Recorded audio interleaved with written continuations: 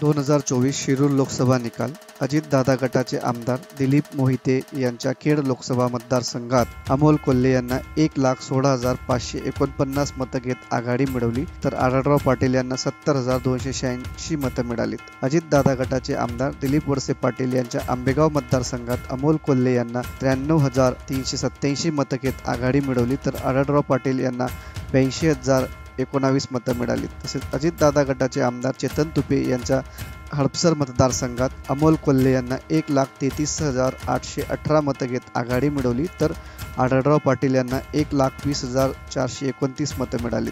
भारतीय जनता पार्टीचे आमदार महेश लांडगे यांच्या भोसरी मतदारसंघात आढळराव पाटील 1,27,395 मतं घेत आघाडी मिळवली, तर अमोल कोल्हे यांना 1,17,829 मतं मिळाली. अजितदादा गटाचे आमदार अतुल बेनके यांच्या जुन्नर मतदारसंघात अमोल कोल्हे 1,08,119 मतं घेत भक्कम आघाडी मिळवली, तर आढळराव पाटील यांना फक्त 56,726 मतं मिळालीत.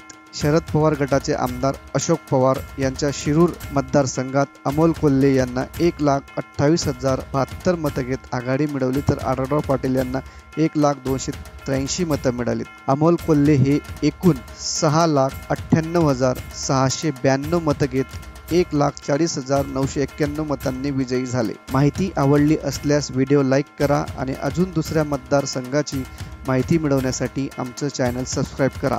धन्यवाद.